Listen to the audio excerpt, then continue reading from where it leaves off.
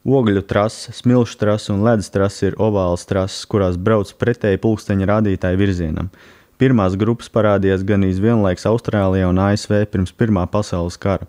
Ļoti ātri šis jaunais sporta veids ar nosaukumu Speedway izplatījās arī Lielbritānijā, kas kļuva par tām mājvietu, kur tā ir joprojām. Igaunijā tiek lietots arī nosaukums Soerda, kas attiecas uz trases virsmu. Speedways izplatījās Eiropas kontinentā un ātri parādījās arī papildus trašu veidi, kā piemēram smilšu trases, kas Igaunijā kļuva populāras pirms Otrā pasaules kara. Atšķirībā bija gan mašīnās, gan trases garumā. Speedwayā bija 260 līdz 425 metri smilšu trases, 425 līdz 1000 metri. Otra paveica sacensības uz ledus. Pasaulē sākās daudzus gadus vēlāk, 1975. gadā. Ledus trases garums bija no 260 līdz 425 metriem, tāds pats kā Speedway.